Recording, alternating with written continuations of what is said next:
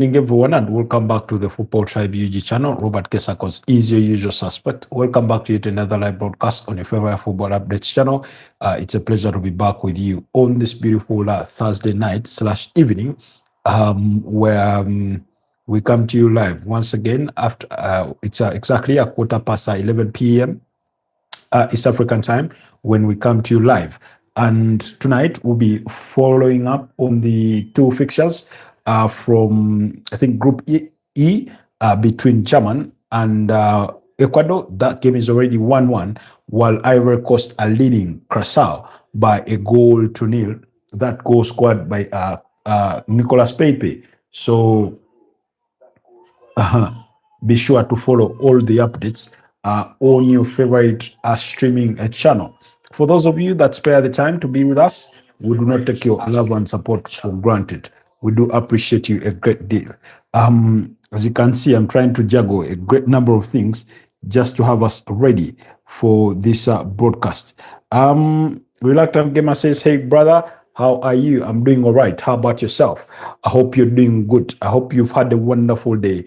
You say, La Cosette, nice shirt. Well, it used to be nice when it was new. Now it's come of age. So it's a bit slightly pale and a bit too tight for comfort, but I'll take it for what it is because it was one of my favorites in my closet. That's why I sort of stick up with it. But I hope you've had a wonderful day. I'm good, thanks. Just watching German game. Oh, okay. I'm trying my best to keep tabs on both games.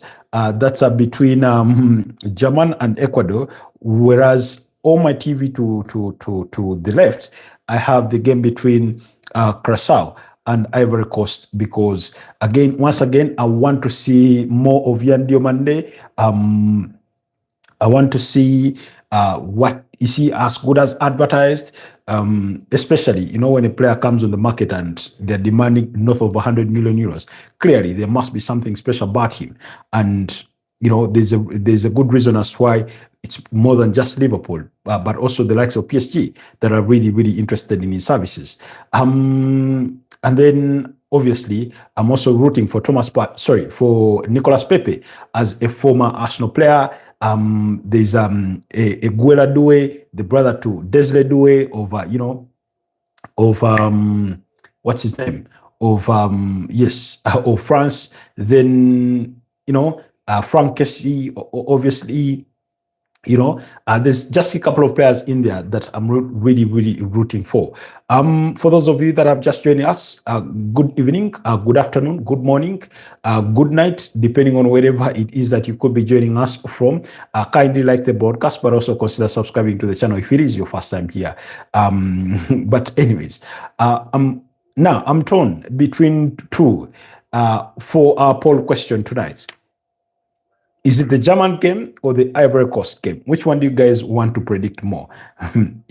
Which one do you think will be easier to predict? Or which one do you guys want to predict? Because I want to put up a poll question for tonight. But I would love to have your input. Unfortunately, I cannot put them both up at once. Okay, we have Paul. Paul says, Paul says, do a push-up. Paul, thanks for the invite to the challenge, but unfortunately, a push-up is not something that I can do at the moment. My space is a bit confined. I don't know if you've taken notice. You can see I'm in proximity with my wall, so I may not be able to deliver on what it is that you could be asking me of. But let me choose for you guys, since you're refusing to choose who will win. I hope Ecuador produces an upset. I mean, it would be good for them because given that they have a point that they picked up against Curacao, a victory against German in causing an upset would help them qualify out of the group stages. It could be that depending on the result that comes out, for the Curacao versus Ivory Coast game, but it also could be giving them an opportunity to make it out of the group stages as one of the third best placed teams. So there's that opportunity. Who will win? Who will win? We're going to go for Curacao versus Ivory Coast. for our poll question tonight. And let me see if there's a good chunk of you that wish well for Ivory Coast, the three-time African champions from 1992, 2015, and then 2023/2024, because it was the 2023 edition that was played late on in 2023, leading into 2024. So give me your predictions. Give me your thoughts on who you think will be winning that fixture tonight. So our poll question is already out there. Please participate. Then also, I want to say thank you so much to all of you that were part of last night's broadcast, as well as the morning broadcast. The night broadcast went on for 3 hours and 45 minutes. That's the longest broadcast we've ever held, and was really, really interesting conversation to have. And then for the morning broadcast, for those of you that managed to make it, thank you so much. Given the challenging or disturbing schedule that we do have, particularly when it comes to these World Cup fixtures, I must acknowledge I was disturbed to see that the early kickoff went from 10 p.m. to 11 p.m. Now, I understand the differences in time zones, but I mean, FIFA, you could be a little more kind to Europe and, okay, to Africa as well, by extension, because, for example, it's 10 p.m. in South Africa, it's 9 p.m. in the UK and other parts of Europe, whereas in some parts of Europe, it is 10 p.m. In other parts, in Turkey, it must be 11 p.m. Then, but when you look at in Rwanda, it should be 10 p.m. because I think we are 1 hour ahead of them. But for us and Kenyans, these games are kicking off really, really late, because after the showpiece between these two sides, the next set of games is going to kick off at 2 a.m. Can you imagine? 2 a.m. And that's those are the games between Netherlands and Tunisia. Sweden up against Japan. It's a game I would love to watch. Then at 5 a.m. in the morning, USA against Turkey, Paraguay against Australia. Clearly, I will not be catching those that set of games.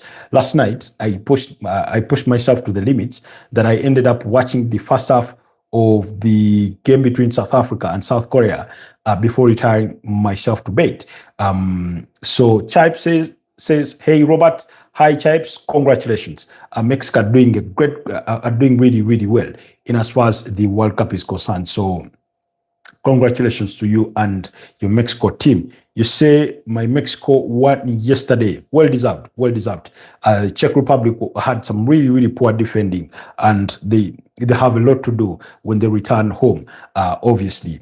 South Africa did surprise me. Not that I did not wish them well, but I did not think that South Korea were going to be on the losing end of that fixture. So that came as a bit of a surprise result for me in that regard. We might be world champions for the first time in history. When it is the third time you're hosting the World Cup. So hopefully, I wish you all the best. But as a Brazil national team fan, or as a Brazil fan, you'll know that I'll be rooting for Brazil all through and through until such a point when they exit the competition. And I hope they do not exit the competition. I hope they go all the way to win. Now, there are these things that I do not understand that people talk about. Neurology, pneumology, something like that, and what they say. I've seen somebody with their own, I don't want to call it a conspiracy theory, but with their own analysis pertaining to the World Cup being scripted with the use of colors, and they're saying Portugal is going to win it. Obviously, we've discussed Portugal as one of the favorites, etc., etc. Chipe says, let's see if Uruguay make it. I think they could make it. I think Uruguay could make it. Come on, really? Oh, it's the hydration break for the game between Ivory Coast and Curacao. But while we are into the commercial break, let's use this opportune time to get to what I had forgotten. in terms of the starting 11s, how the outlook looks like for particularly German and then obviously Ecuador. Epic Hando says, hello, hope you're well. Good. Any good games didn't check today. Yes, some really, really good games. German against Ecuador, that one is already 1-1.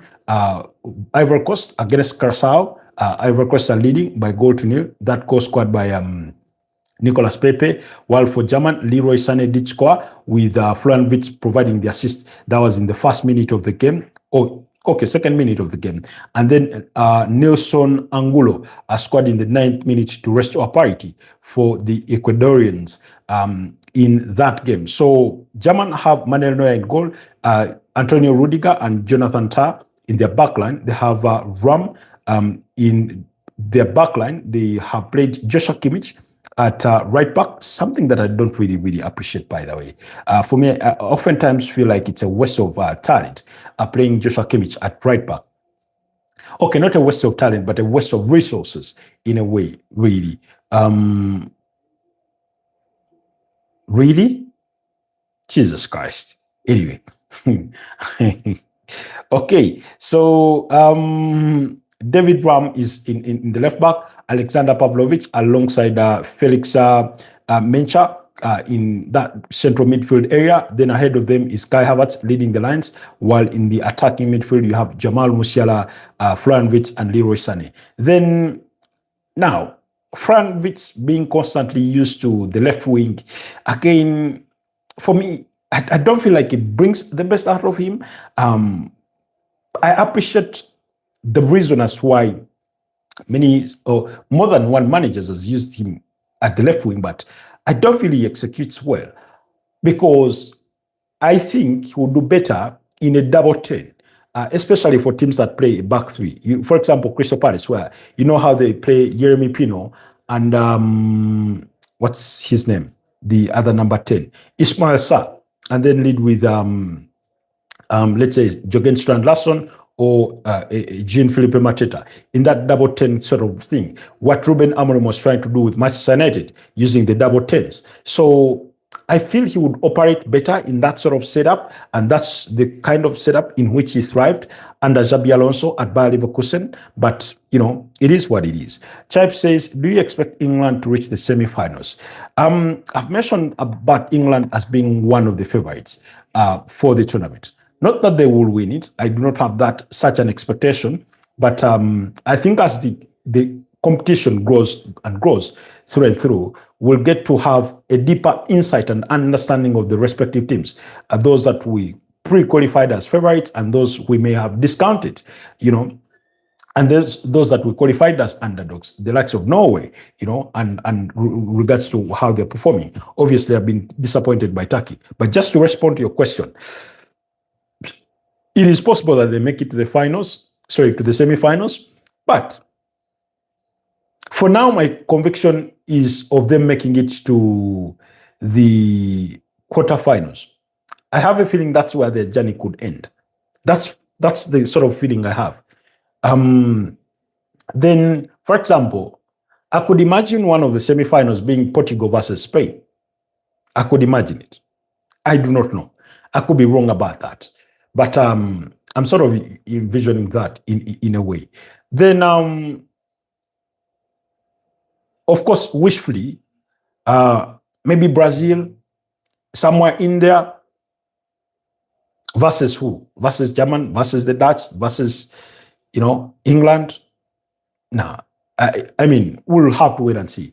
Epic says Japan versus Sweden looks to be a good matchup. Yeah, I'm looking forward to that one. I think I'll sacrifice the other game between Netherlands and hoping that those guys will win.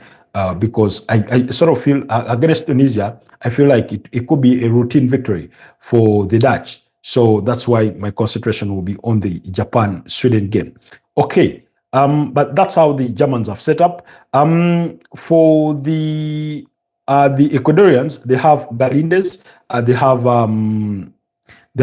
Alan Franco, they have Odonozi, they have William Pacho or PSG, have Pierre Hincapi, speaking of Pierre Hincapi, has joined Arsenal on a permanent deal in a transfer worth about 40 million euros. Remember, Arsenal had already paid a loan fee, having had him initially on loan, so they signed him permanently and agreed to a 5-year contract that will run until June 2031. Then they have Yobo. Yes, they have John Yobo, Moises Caicedo. They have Pedro Vite in that midfield, and then they have Angulo, the goal scorer, Nilson Angulo, and then they have Platt. He's called Gonzalo Platt or Plata as one of the strikers, as well as Ena Valencia, even though some of us sometimes pronounce it as Ina Valencia, but Ena Valencia. You say, Epic says, yes, I love Hincapié, worth every penny. Now, in sort of such a this sort of exaggerated market when it comes to the price tag of players, when you get a player worth the talent of Pierre Hincapié for a combined total of about 50 to 52 million euros, initially getting him on loan and then getting him permanently, that sounds like a worthy deal. You know, that sounds like a worthy deal. Now wait when teams go calling for Gerard Braithwaite from Everton. Everton is going to be demanding no less than 60 to 75 million pounds. That's why Manchester United ended up not signing him because he was deemed too expensive or out of price range for them. Guys, I do open my window to attract in fresh air, but usually that also opens the window for mosquitoes to come flying in. So if you see me bending to scratch myself, please do not think I'm playing some footsie down there. Anyways, evening everyone. That's from KI. Good evening, KI. Good to have you on the broadcast. So then in the other game, meanwhile, we've approached the 31st minute of the game between Ivory Coast and Curacao, as well as that one of Germany and Ecuador. But just to briefly go through, I'm more interested in that starting 11 of the Ivorians that has Yahya Fofana in goal, that has Ousmane Diomande of Sporting CP, one of those defenders that has been largely linked to the potential move to the Premier League, but that move is yet to materialize. Last summer, it was Crystal Palace that were heavily linked with the potential move for him. At some point, I think Leeds were linked with the potential move for him. He could move this summer. He may not move. We'll have to wait and see. Ousmane Diomande. Then they have Konosu or Kosono. Yes, Kosono is the proper pronunciation. And then at right back, they have Guela Doué, the brother to Desli Doué of France. And then they have Operi, Christopher Operi. At left back, Frank Kessie and Ibrahim Sangare in that central midfield. Nicolas Pepe, of course, Ibrahim Sangare is the 6, and then Frank Kessie operating as the 8, but they can do the roles interchangeably.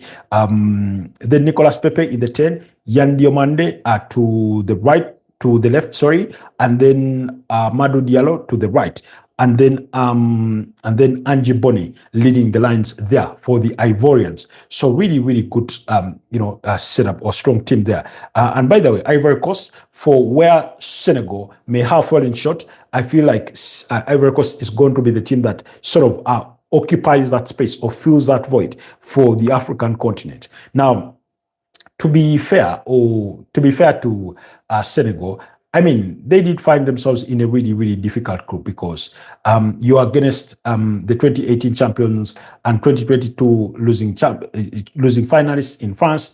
That's always going to be a tough battle, even though you're the African champions. Forget what happened in the boardroom for Morocco. And then, in addition to that, you have one of the best teams from Europe as per the qualification. I do not think there's many teams out there that look better than Norway as per the qualifiers. And even when you look at the entire team setup of the Norwegians, really, really decent team. Alexander Soroth, Bart Erling Haaland, Martin Odegaard, all those guys in that sort of team. Oscar Bob, who comes off of the bench, are really, really top talent in there. So it was always going to be a big ask for a team like Senegal. And then beyond that, by the way, and then, of course, their final game is going to be against Iraq. But they also have problems. The players, prior to winning the Africa Cup of Nations, were promised $130,000 each by their president, Diomaye Faye, they were promised pieces of land in the, I think, in the capital, Dakar, but they've never received those. Then the prize money or for the winners, Senegal, from CAF was remitted to the Senegalese Football Federation. Up to now, the players have never received their bonuses, and that's sort of the nature of African federations and how they handle things. When it comes to finances, people are cagey, people are crooked, people are frauds. I do not know what happens, and then the other thing with the Senegalese is that how the federation is supposed to organize a contingent that is traveling. Forget the players that are traveling for the World Cup, but then you have the other members of staff, for example, coaches, kitsmen, maybe the team chef, physios, kitsmen, etc., etc. Now, in typical African fashion, and this is not to stereotype Africans, but Nicolas Pepe is requesting for a change of boots. But in typical African fashion, you have federation officials ferrying more of their family members, friends, and relatives at the expense of taking people that have a direct connection to the team in itself. When it comes to what the team requires, how do you leave the team's chef behind and take a family member? Yes, I understand you wish them, you want them to have an experience for the World Cup, but let it not come at the expense of a team chef. And then you have players out there literally having to order food from small restaurants in the USA. And it wouldn't be a bad thing if that would be their preference. By the way, it wouldn't be a bad thing. But we know the impact on good feeding and its correlation to the performance of players. Possibly you have players out there eating double cheeseburgers before a game instead of eating some protein, some boiled eggs, something that, some lettuce and veggies, things that are going to give them energy and, So it's really, really unfortunate. It's really, really unfortunate when you sort of listen to the sort of stories coming through from Senegal in relation to the national team. And not to say that their performances have been poor, but they've not been results. For example, that first half against France was really, really good, a good performance. But here we are, and they lost that game 3-1. And then subsequently, they lost to Norway in another good game by 3-2. So they have their final game against Iraq. And if they want to give themselves a chance of qualifying as one of the third best teams from the group stages, they need to beat up against Iraq by many goals because their goal difference is a -3 already. So if you want to put yourself in the realms of the Scotland of this world, you must win that game against Iraq by good scoreline. Anyways, guys, apologies if that dragged on for a little bit longer than I had hoped for, but let me get to some of your comments. But Amadou Diallo with some really, really good dribbling skills on display in this one. Ivory Coast are playing some really, really good football, by the way. The sort of confidence that they have on the ball. Amadou Diallo has done well. Nicolas Pepe has looked sharp. Yan Diomande has looked sharp. And yeah, it's really, really impressive to say the least thus far. Okay. Where did I end with some of your comments? Okay. Chipe says, will you see Japan's game today? Yeah, I'm hoping so. It's kicking off at 2 a.m. I would have loved to have retired myself to bed by that time, but I'll have to stick around. I'll have to stick around to watch that game. I agree with you. What about the crazy valuation of Elliot Anderson for 120 million pounds? That's from Epic. Now, Epic again. That for me is really, really high. And today it's in part of it's part of sort of a discussion that we've been having that we were having earlier on. I think in the wee hours of the day or very early in the morning. And the question was, And somebody said, okay, people try to justify it with, inflation and the change of value of money with time. And I understand that. But I mean, I can't help but think it's an exaggeration of market prices, because somebody put to us the question and I did not get the chance to answer it, because it was nonetheless a very difficult question to answer. Was that, get some of those players in years gone by in their absolute prime, how much do you think they would cost in this market? Lionel Messi, prime at Barcelona. Cristiano Ronaldo, prime Cristiano Ronaldo at Real Madrid. Talk about prime Ronaldinho Gaucho, the assist Moreira at Barcelona. Talk about players like Thierry Henry. Talk about prime Mo Salah at Liverpool. If a club really, really wanted to sign him, let's say around 2019, 2022 there, how much would he be commanding? So Wayne Rooney at Manchester United at the height of his career, how much would he have cost in this market? If you have the Elliot Andersons, commanding that sort of a fee, the Didier Drogbas of this world, at the peak of their careers, so when you go back to the likes of Maldini, how much would they have commanded? So for me, I find it really, really crazy. And that's why I've been saying how I wish these big clubs that are willing to spend the big money would sit themselves in a kitchen cabinet and agree not to pay above certain prices when it comes to particular players. Yes, let those mid-table teams rot on with their players that they are trying to sell on expensively. Why? Because you're trying to set good precedent. In other words, in the end, what you'll have is players that are hungry to play for bigger clubs than they currently find themselves at, running down their contracts to afford themselves a move as free agents to these bigger clubs. In other words, they'll have to play a waiting game or a game of patience, So until such a point in time when some of these clubs can sort of, tame down their appetite for, exorbitant transfer fees. It's business. It's nothing personal. But imagine you are signing a player like Lionel Messi. Somebody said prime Messi had no value because what he brought in the football was as good as what he brought in the commercial value. So, and then the conversation of, PSG at one point put a blank check before Barcelona for Lionel Messi. A blank check for Barcelona for Lionel Messi. Now, by the time you put on table a blank check for Lionel Messi, it's not that the talent was worth a blank check, but the talent, in addition to the commercial value, was worth a blank check. PSG is one of the teams that have sold a lot of club merchandise. Why? Because what they figured out was to make their kits more fashionable as opposed to simply being kits, So they made it more fashionable during that partnership with Nike and Jordan, etc., to design their kits so that when somebody wears their kit, it's more than wearing just a jersey, It's fashion. It's like you're putting on another decent piece of attire, That's how they looked at themselves as. So for me, 120 million pounds is really, really, really too high. I mean, look at a player like Matthias Fernandes. Yes, he's a huge prospect. He's only 21.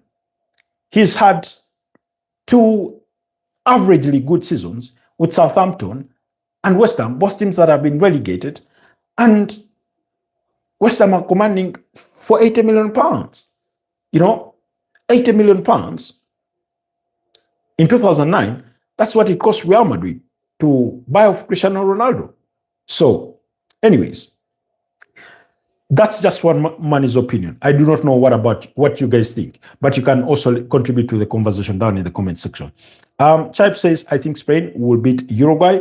Okay, that's my expectation as well. By the way, I didn't know about the Senegalese bonuses. I bet the president sided with the Moroccan claims.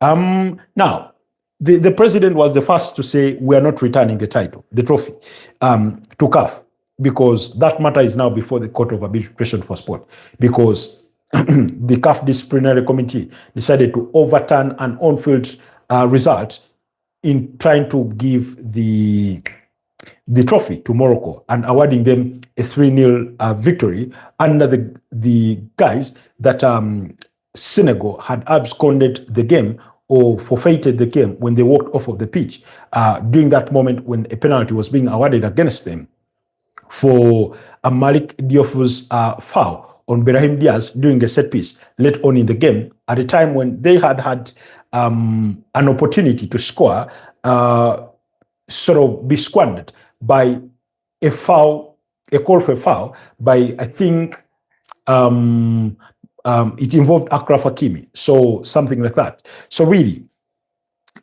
so that's the situation with the Senegalese.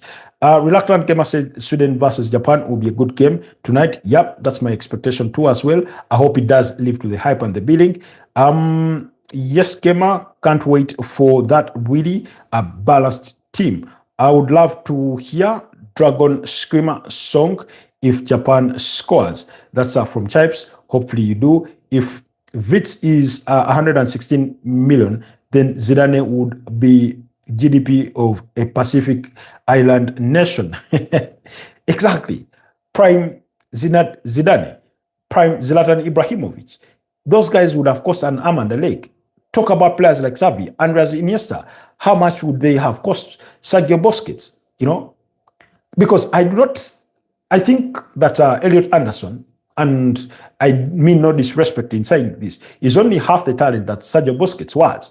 But, you know, how much would he have commanded? So, Zafran says, who do you like most in the World Cup? Brazil. That's the country I like most. I mean, and yesterday really saw some good football from Team Brazil. Priscin Kosi joining us from South Africa says, my brother, been waiting to chat with you. Thank you for your support. We made it to the next round. Canada isn't strong as South Korea, but this is football. Yeah, anything can happen, especially when it comes to the knockout rounds. You can't leave anything to chance. I must say that in the games against Mexico, I was left disappointed. In the game against Mexico, I was left disappointed with South Africa. In the game against Czech Republic, I was half disappointed. Why? Because Czech Republic in the final minutes of that game were there for the taking, and South Africa did not take their chance or their opportunities. But then yesterday, they took their chance and they scored and they won the game. And that's all you need. As long as you get that most important statistic of the game, being the goal, the ends, I say, justifies the means. Whether you play entertaining football, whether you play boring football, whether you play haram football, the ends justify the means. So congratulations, Team South Africa. You're going to be up against one of the host nations in Canada. Now, obviously, being a host nation, Canada will have its advantages. And I would want to think that you're going to be now moving from Mexico to go over to Canada. I think that's where that game will be played at the round of 32. They'll have the home advantage and all the presence of the home fans and etc. But if Switzerland's game is anything to go by, Canada can be really there for the taking. Yes, they had a good performance, especially after pulling one back. They tried to push for it. For the just much coached side, formerly at Leeds United, but in the end, they had nothing to show for it. So really, we'll have to wait and see how you guys perform. But I hope, I think is going to be back. Mokowena is going to be back. Mofokenge did not have a great performance. So yeah, that's how I look at it. Okay. Let's see. 44% of you think Curacao is going to win, and 44% of you think Ivory Coast is going to win. 11% of you think it's going to be a draw. That's according to the poll question. Who will win, Curacao versus Ivory Coast? So, guys, go ahead and cast your votes. So far, we have 9 votes. In yesterday's broadcast, we had a total of about 13 votes. So let's see if we can beat today's account. Okay. Let me see. In England, after insulting Arsenal's haram ball, they now since set piece again, ole ole. They now sing set piece again, ole ole. Well, the irony. isn't time an interesting phenomena? Because time will be always everybody's best friend. We'll be playing in the US in Los Angeles, okay? Fair enough. Nonetheless, still, that will feel like home for the Canadians more than it will feel for the South Africans. But it's still a good thing. It's still a good a big game. And I'll now I must tell you, Pressing Kosi, and this is not on you, and I do not know what sentiments that you share about, but a good chunk of Africans or Africans have not been rooting for South Africa because of the political situation or the immigrant situation that is ongoing back in your home country when it comes to Africans, working in South Africa, living in South Africa, and that sort of thing. I do not know how widely spread it's been across the entirety of the country, but we know what's happened. We know that they have a deadline of June 30th to leave the country. Zimbabweans have been told to walk back home. Ghana had to airlift some of its nationals. It's not looked good. I'm not a fan of it. I don't like what's happened. But outside that, I've always wished well for Bafana. Anyways, we head into halftime for both games with Cote d'Ivoire leading by a goal to nil by Nicolas Pepe, while the game between Germany and Ecuador is also one apiece as we speak, going into halftime. So, good games thus far. If the results remain the way they are, then Ecuador will have been sent packing, and so would Curacao. Blastoise says, I like Ecuador. Oh, it's been ages. Blastoise, how have you been? Good to have you back on the podcast. I hope you've been doing okay.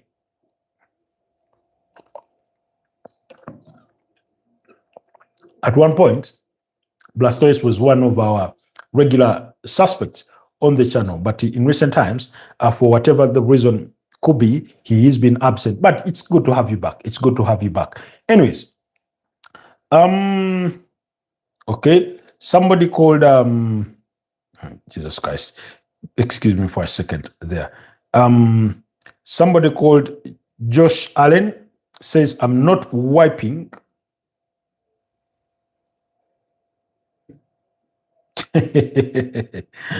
I wish you could have used a better phrase than the one you used in between. But how I would love the 1 million likes. Anyways, Epic says a bit of a curveball, but do you think a major club will hire a female manager? Well, I think if female managers put themselves out there and they pre-qualify themselves with their own achievements and ambitiousness and what they bring on the pitch in terms of their tactics, then they'll be appreciated. And in the future, I cannot rule it out. Last season, we saw Union Berlin in Germany become the first top flight side in Europe to appoint a female head coach or manager. And for me, it begins that way. I do not want it to be done on sentimentality of, we need gender balance. The thing we keep hearing of, we need more black referees, we need more black coaches, etc., etc. I want people to merit being in those positions, not by the color of their skin, not by their gender, but merit being there. I'll give you an example. If you interview two candidates for a job, for a coaching job, let's say you have a Cole Toure or a Yaya Toure versus a Frank Lampard, may the best man win. If somebody sells themselves better and convinces us more in the interview, if it's Frank Lampard, let the job be his. If it's going to be Cole Toure or Yaya Toure, so be it. So it has to be merited because there's no pity party in business. Because at the end of the day, it's not personal, it's professional. You must earn your seat. You must earn your seat. The good thing is that Pressing Kosi is still here with us. There is a head coach or a manager that whose name oftentimes I forget, formerly at Mamelodi Sundowns and Al Ahly in Egypt. What's his name? Pressing Kosi. Kindly remind me the name of the former Mamelodi Sundowns as well as Al Ahly in Egypt. I mean, his dream is to coach in Europe. For example, Ben McCarthy also has been at the highest level. He worked at Manchester United as the forwards coach. If Ben McCarthy were to transition from, let's say, being an assistant at Manchester United to being a head coach at Everton or somewhere at Fulham or Leeds, let him pre-qualify himself by what he shows on the pitch. He's currently with the Harambee Stars of Kenya. That's where he's coaching, and he's good. He's done well. He's done well for himself. So when it comes to female coaches, for as long as they are worth the try, they'll be given opportunities. Now, in the female game, certain preconditions have been set that out of the top brass, at least if the head coach is a male, the assistant must be female. And and I understand that's a bit of safeguarding in a way, because it's also to foster the nurturing of female coaches too, but also a bit of safeguarding because you're dealing with the opposite gender. Sometimes there are things that you'd want to communicate to those players that would be better communicated by a female for context purposes, because how you say something to somebody of the opposite gender may come off differently as to how somebody of the same gender says it, in that sort of sense. I hope you guys get what I'm trying to say. Okay. Presinkos says, I'm actually disappointed by those xenophobia attacks happening in South Africa. Thank you so much, Presinkosi, for associating yourself with the other part of Africa that thinks that perhaps matters ought to have been handled in a different way. Because imagine if the continent descends itself into that sort of situation of, if you're not a nation, if you're not a national or a natural-born citizen, then you must be sent packing, because I come from a country that is the biggest refugee host nation in Africa. When South Sudan sneezes, we catch a cold. When DRC Congo sneezes, we catch a cold. In other words, we have an influx of refugees seeking safety. We have an influx of Somalis, of Eritreans. We have a fair share number of Ethiopians. We have people from India. We have some Pakistanis largely doing business.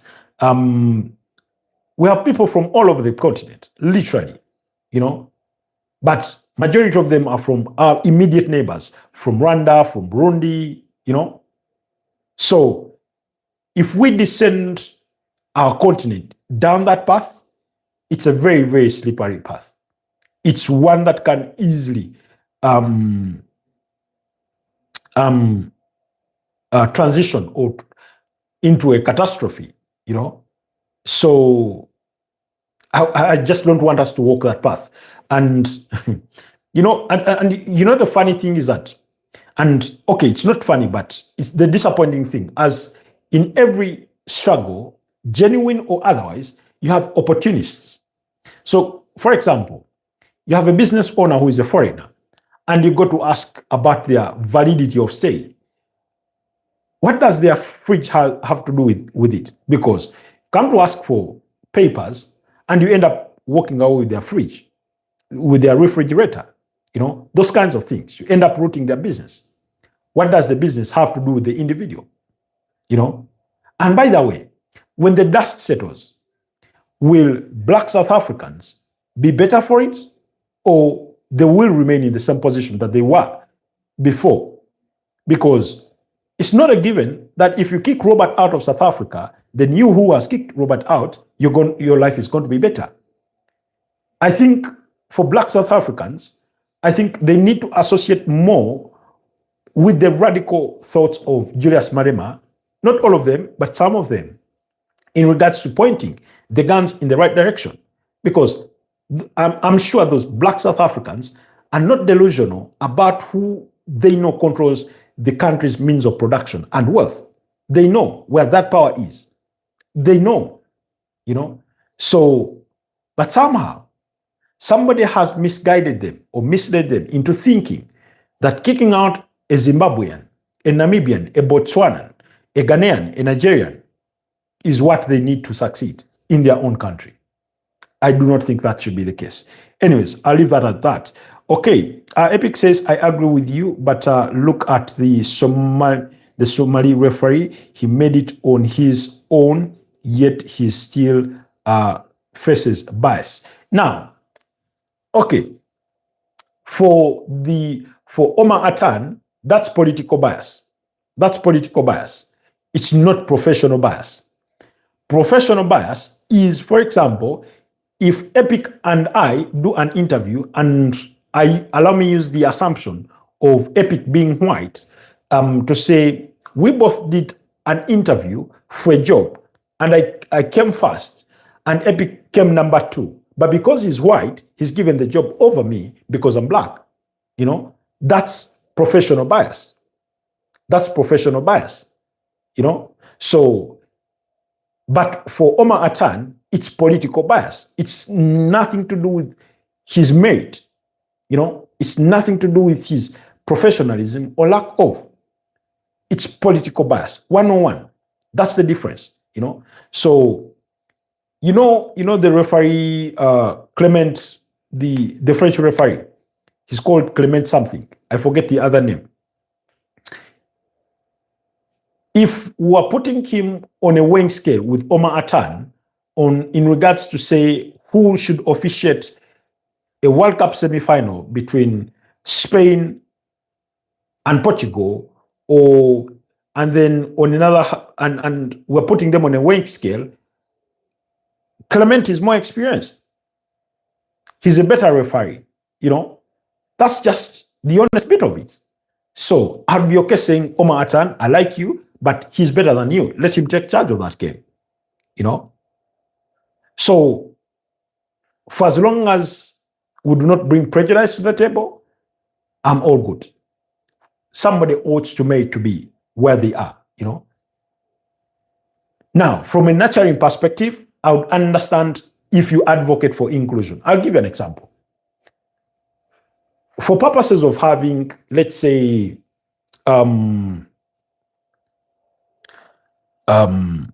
let's say at a point of recruitment, we'll say we'll recruit based on merit. But to nurture it in a certain group or cohort of people or facet of society, we'll also find a way to include these other people. I'll give you an example. The same example we've used with female coaches or female teams. Let's say a coaching setup of a club ought to have, let's say, 5 to 7 members of staff or even more. And you say at least one in the assistants should be Black. They do not have to be first assistant. They do not have to be second, but just in the overall setup. So that gradually we nurture a culture of elevating them or having them practice. Because it's not that they've not gone to coaching school and done their badges. They've done so. But for some, they lack the opportunity to start in the first place.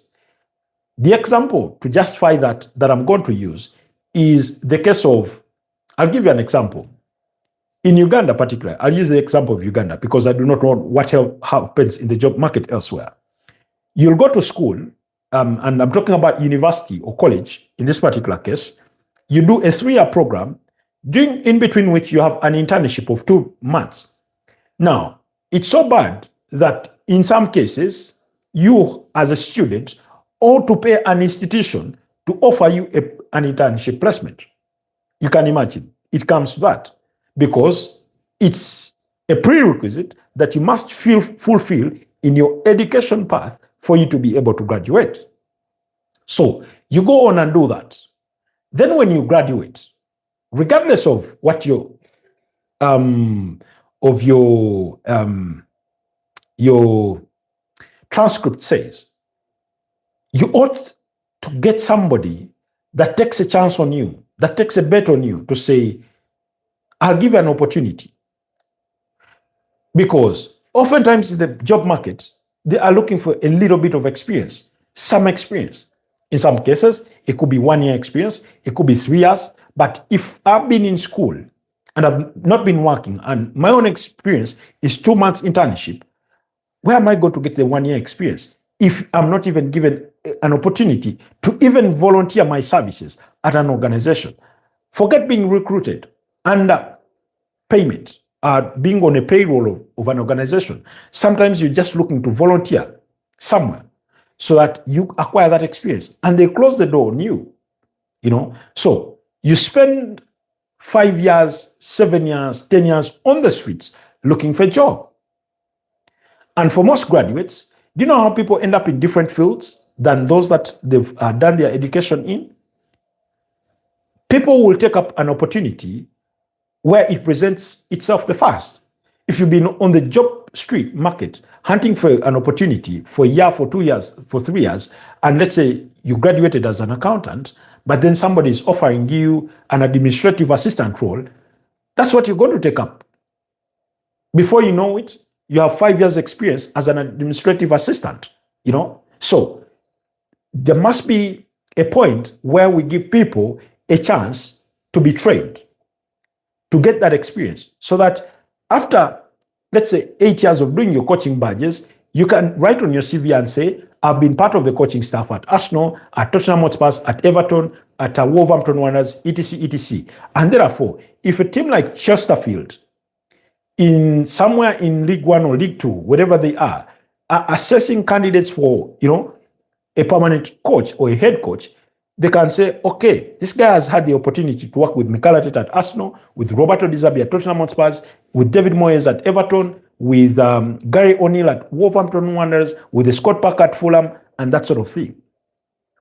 So there must be some way it is intentioned to nurture people in their own careers or chosen paths. Meanwhile, both games are back for the second half. But looks like, okay. But I hope I responded well to our discussion, Epic. Okay. Algorithm says, let's go Cote d'Ivoire. Good luck. Thank you so much, Algorithm. You say Uganda, great heart you give, good vibes, champ. Thank you so much, Algorithm. I loved Bonteka song, lovely. Okay. You say here the continent will descend to chaos if tribal and national hostile may rise. That's from Epic. So sad that some prejudice used as a bargain. I hope peace prevails always. Thank you so much. Yes, that 2-year experience required but not hiring is a classic trap worldwide. Exactly. Cedric says, good evening, guys. Cedric is a Ugandan, or I would want to assume, who does join us from France. Last I checked, unless he's since moved within those different parts of Europe. So anyways, okay, I can see we have now 12 votes, and 50% of you think Ivory Coast will win, 33% of you think Curacao will win, and 17% of you think it will be a draw. Then Epic says, penalty check for German. That's ongoing. Yes, I can see the referee has been summoned to the pitch side monitor, and looks like she's going to give it. Is she? My feed for the German game is slightly a couple of seconds behind. The Curacao head head coach, sorry, the Ecuador head coach is not having it.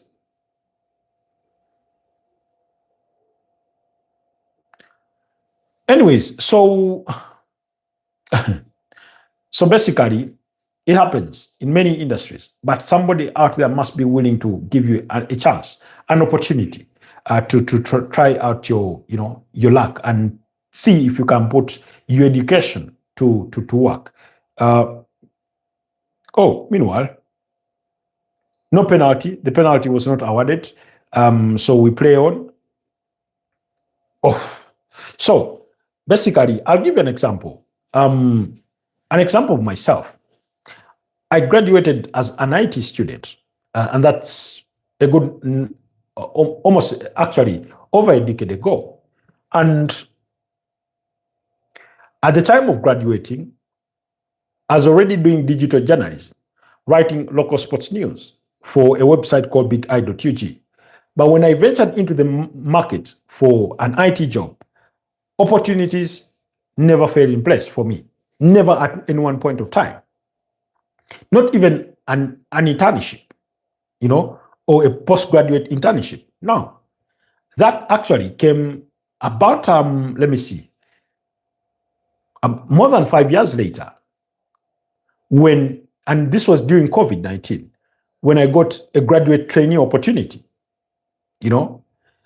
So you can imagine 5 years post-graduation, and that's when you're looking to put into practice what you had been studying in class.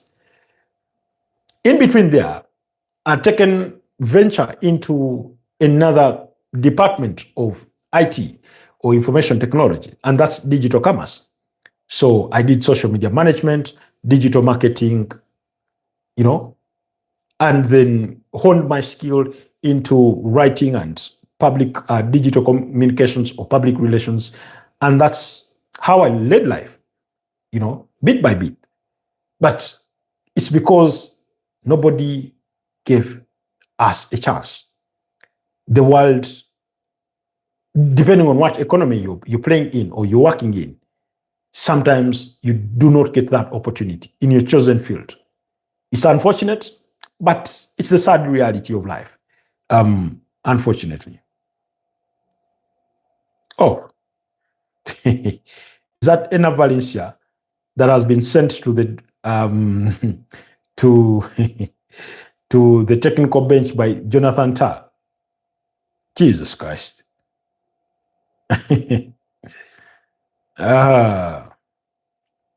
Okay. You say Ivory Coast has a traditional issue with consistency.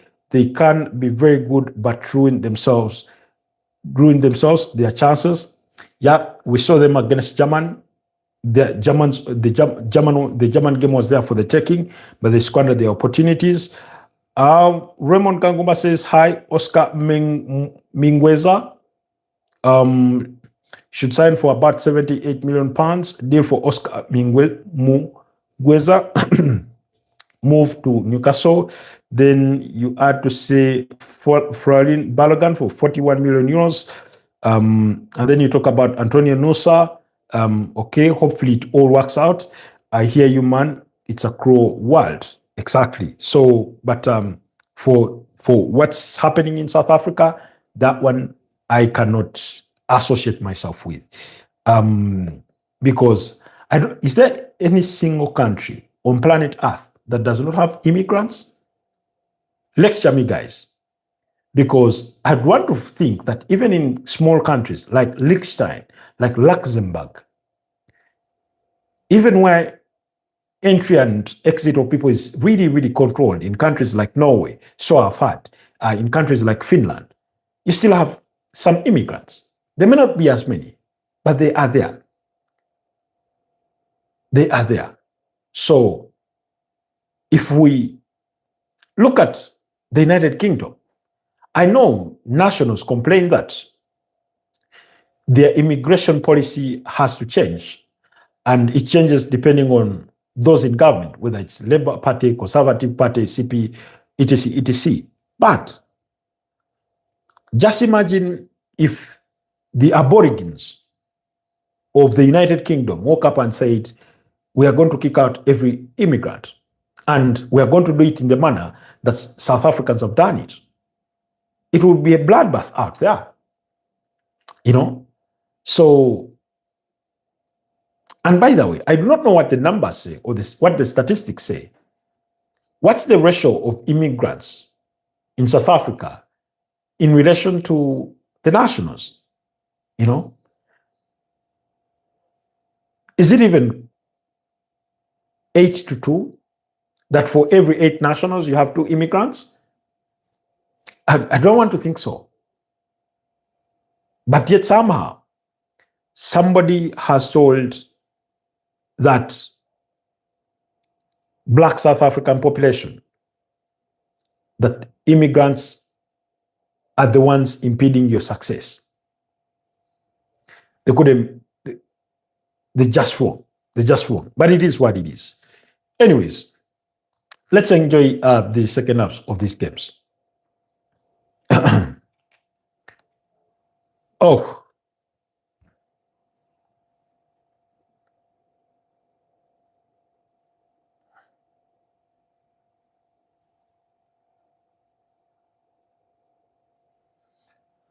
Oh. Ecuador trying to push the Germans, but little fruition. And Curacao is also pushing for an equalizer.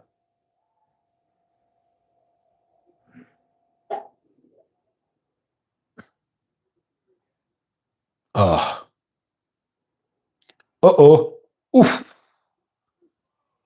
Curacao going from distance just could not find the target.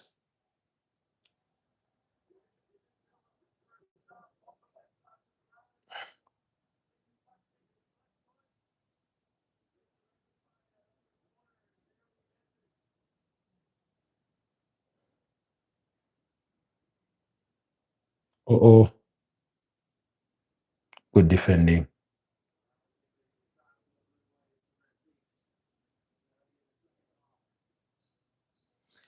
Good defending from the Ecuadorians. I hope that's what they're called.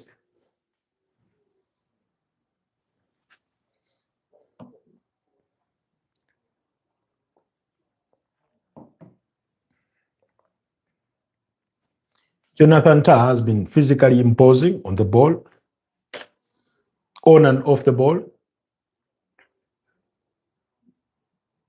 Ivory Coast need to get a second goal in this one. Otherwise, they are not safe. Anything can happen.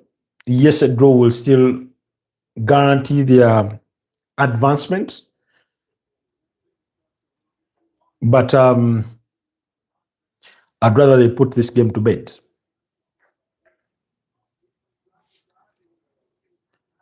Julian Nagelsmann. That Ecuadorian manager looks like a female manager.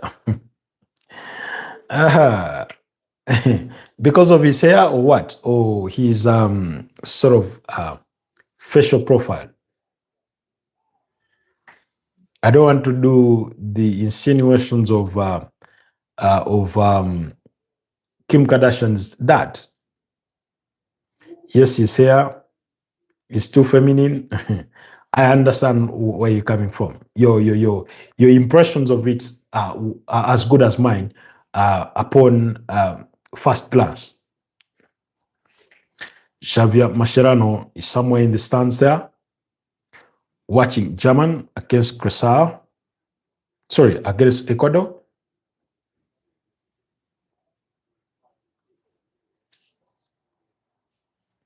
Viola says, well, I didn't get a notification today. Sorry, Viola. How come you didn't get a notification? I know you're one of the persons that have your notification stand on, and yet we've been here for the last 1 hour. For the first time, my YouTube translation is spot on. Viola's comment was partly in Luganda, but the translation was really, really spot on. I don't know why. but sometimes it does happen. It's a tech thing that sometimes you can't explain. It happens with my emails too sometimes. But I hope you're doing better, Viola. Yesterday you were having a headache. Uh, I know we had an interaction in another forum, and you're still not feeling your very best. How are you doing at the moment? Then Ian Kama says, "Hello, bro. How are you? Thanks for the broadcast." Hi, Ian Kama. Good to have you back on the podcast. Hope you're doing well. I'm all right myself.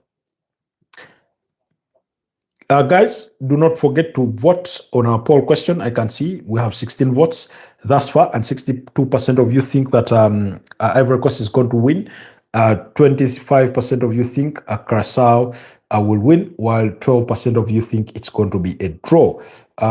Yeah, I'm fine now. Okay, that's very encouraging to hear.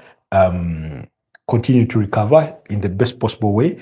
We want you on your 2 feet, grinding it out there. I've not yet seen United Road 10. In case you're wondering, your guess is as good as mine, Viola. But let your heart be at peace. Meanwhile, he was here with us. Was it for the morning broadcast? I think for the morning broadcast. And I mentioned your name, and we had an exchange about it, one that I will not sort of indulge you in at the moment.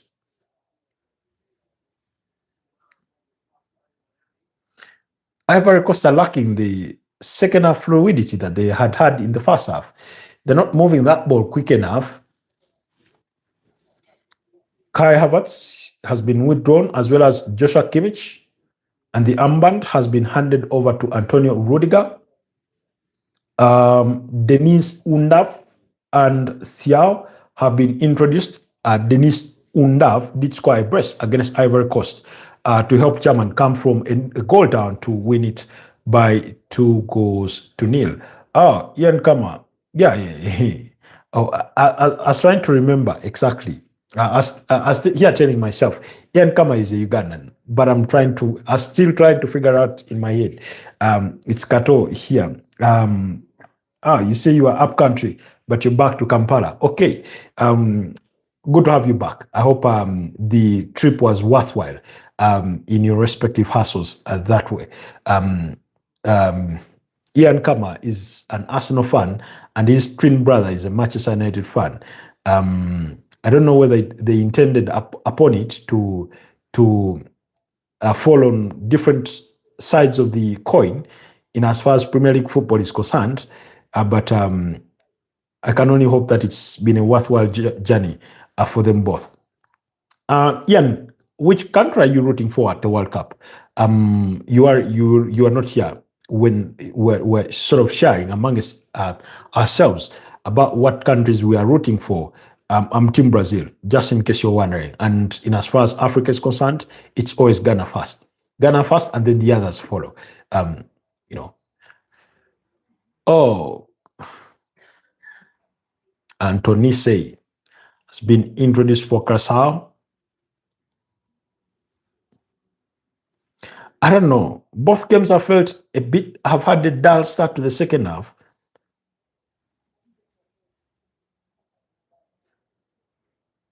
Because in 10 minutes we had 2 goals in the game between Ecuador and Germany.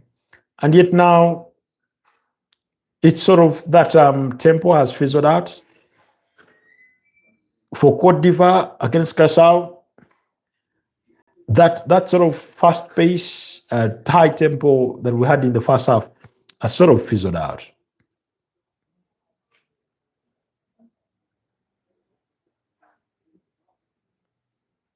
Oh, Ena Valencia testing Manuel Neuer in goal.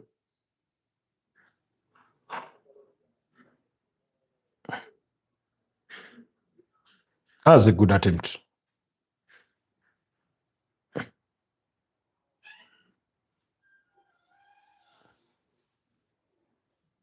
By the way, I want Ecuador to win this game. I want Ecuador to win this game against the Germans. Because Germany have already qualified, so even if they were to lose, wouldn't mean much against them to the extent of their qualification.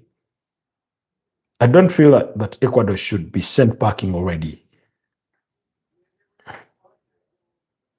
I want to see Ena Valencia perform. I want to see Piero Incapi perform, Moises Caicedo perform, some of those players that are really, really good players. Uh-oh. Oh, good block.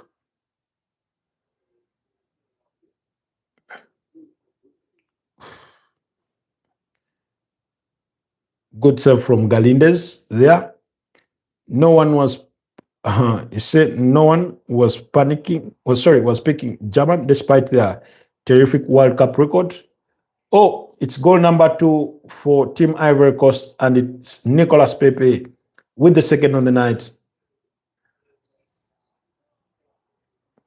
Um, yeah, I remember we had a discussion about German, and I was telling people that German is a good tournament team. That it's a good tournament team. They may sort of scrap themselves through qualification, but when it gets to the business end in the actual tournament, they always show up. They always stand up. Very rarely will you find them in a competition and they do not make it as far as the quarterfinals.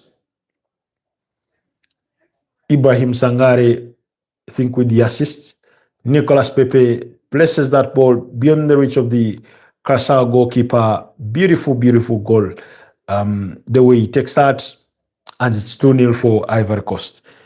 That is the kind of goal that almost guarantees Ivory Coast's qualification as second on not level on points with German, because it's 1-1 between Ecuador and German. That would mean that German have 7 points. But beautiful, beautiful goal by Pepe. I always believed in Pepe. Okay, that's from Epic. I'm not sure many people will believe you, but I remember my views about him at Arsenal, and oftentimes people have found them contradictory to a majority opinion. Okay. Ian Kama says it's Senegal first and France, but I'm a full-time here in Kampala. I'm not going back, so you're going to feel my support here this time round. Okay, thank you so much. I always believed in Pepe. Now for Pepe, I remember there's a game that Arsenal played. This was around the COVID season. They played against was it Leicester City, and he had a good game.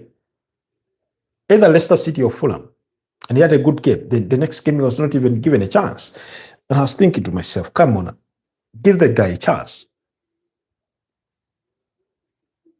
And, the overall criticism was about his off-ball contributions and things like that. And like, teams always have that player. Teams always play with that player that is not very efficient when it comes to his off-ball work. But when it comes to the other opposite end of the pitch, they come good. They come good.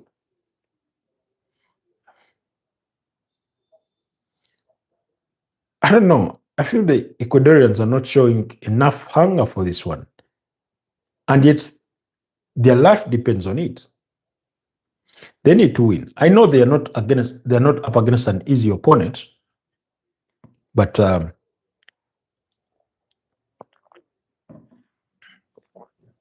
MSC5 is introducing a hat-trick of substitutions.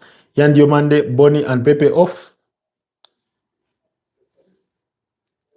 All 3 withdrawn. For Traore, Diakite, and Waki. Traore, Diakite, and Waki. Sorry, Waki. Then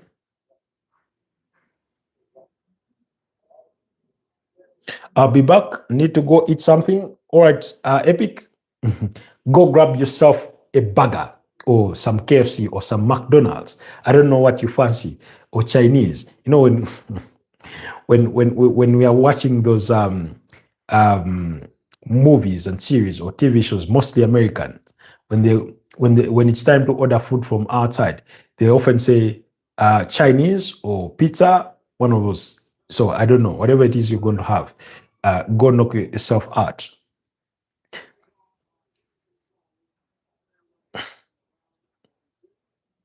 Oh,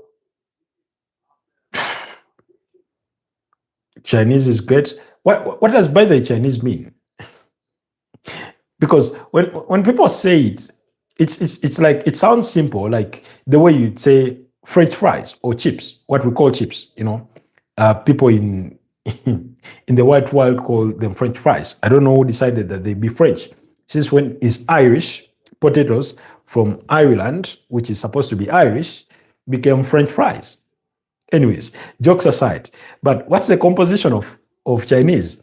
For me, what comes to mind is some noodles, and I don't know if I'm right or wrong. Some noodles that look like spaghetti, or, or I don't know whether you guys call it spaghetti. In the Americans call it, I think, macaroni, and then it's more like a thin sized pasta, So, but whatever it is, Techno KRH says, "Cut your hair. I pay money. Pay the money, and I cut my hair. It's already low enough, but pay. You say how much? Only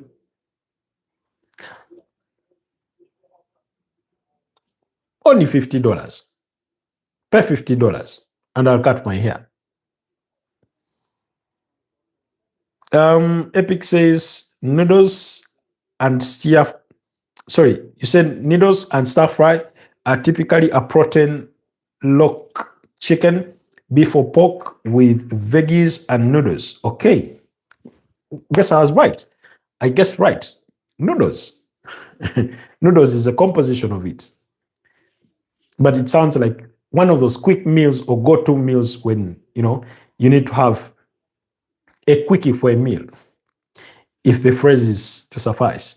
We're into the hydration break of the second half.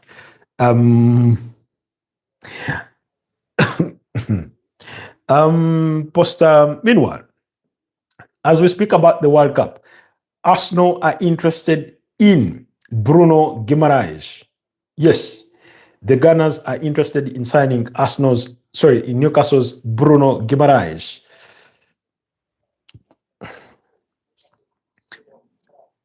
And for positive purposes, by the way, the World Cup matches have been really, really highly attended. Kudos to them. But when did you cut your hair? Because every day it's like that. Not that every day it's like this. Let me see. It was last week on Friday. Last week on Friday, that's when I trimmed my hair.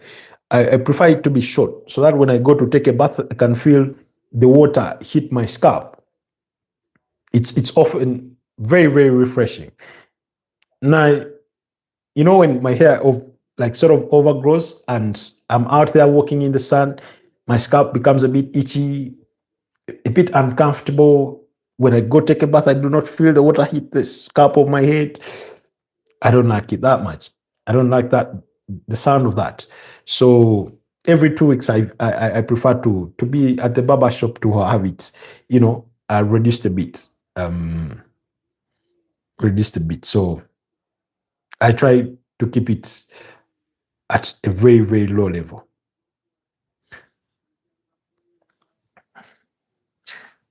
So I was telling you about Arsenal and their pursuit for Bruno Guimaraes. We're speaking about Bruno Guimaraes, I think in the morning. Was it in the morning or last night? To the extent of Manchester United's pursuit of midfielders. But wow. According to Fabrizio Romano, Elliot Anderson to Manchester City, here we go. Deal in place between clubs, fee up to £130 million. Manchester City sources confirm agreement now done after talks at final stages. As reported last week, Anderson asked Forest to go and leave the club. Medical to be done in the USA.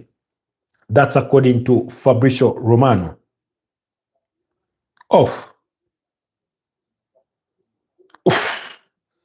Ecuador just missed an opportunity to go ahead of the Germans. Then, according to Nicole Shira, he says Tottenham have shown interest in Manchester City striker Omar Mamouche, who could leave Manchester City because the Egyptian player wants to play more. Roberto Di Zerbi loves him, and Tottenham are ready to make an attempt in the next days. We're talking about a Tottenham side that has expressed a certain level of ambition thus far in this transfer window, because we know about their interest in Matthias Fernandes and they began negotiations with West Ham. We know about their inquiries about Newcastle's Sandro Tonali. We know about their interest in Manchester City's Savinho and now Omar Mamouche. They've already signed 4 players in Marco Senesi, in Andy Robertson, in Martin Dubravka, and Mickey van de Ven. So, sorry, not Mickey van de Ven, John Paul van Hecke from Brighton, the Dutch defender. So, looks like they are being really, really ambitious at Tottenham. Let's see if they'll be able to pull it off. And according to Sky Sports, Sandro Tonali is believed to be ready to sign for Tottenham if they can agree a deal with Newcastle. And reports do suggest that the midfielder will be put on a significant pay of about 275,000 grand per week. And because looks like Tottenham have agreed or have sort of accepted to maybe put away the wage cap that has been costing them the pursuit of a top talent.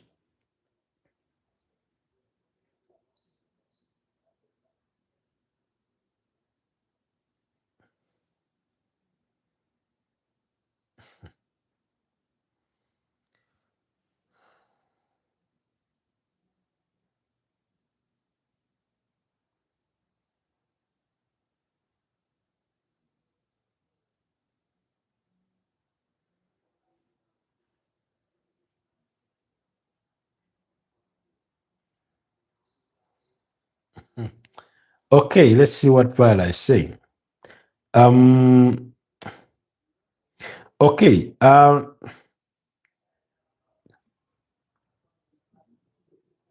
Tell us about Viola is saying, tell us about Rice as a replacement of Odegaard as captain. Can he manage?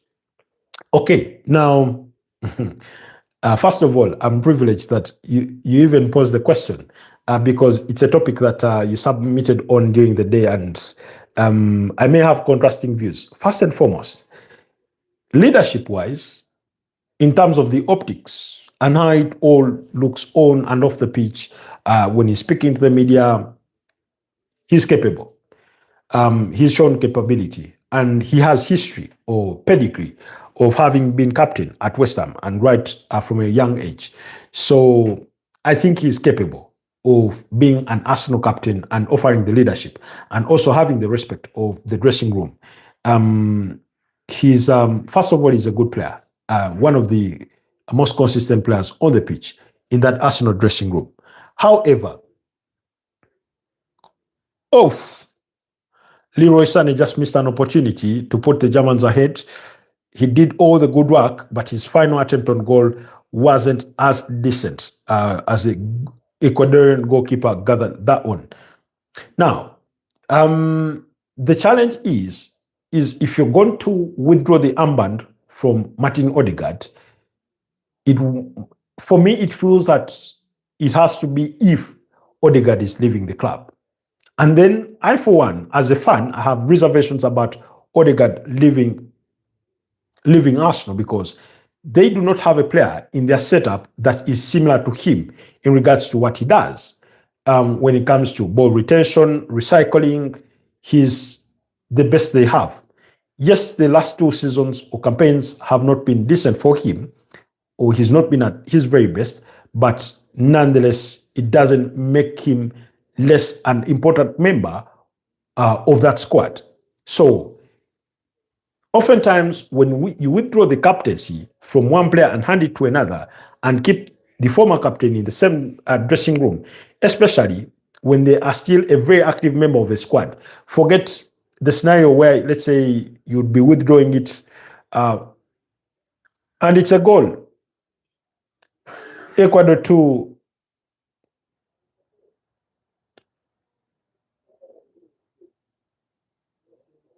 Oh, where did the Ecuadorian manager run to? Is that is that his sweetheart? You know,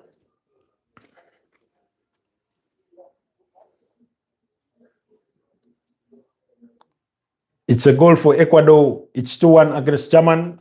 That's the kind of result that they need. The question is, can they hold on to that lead?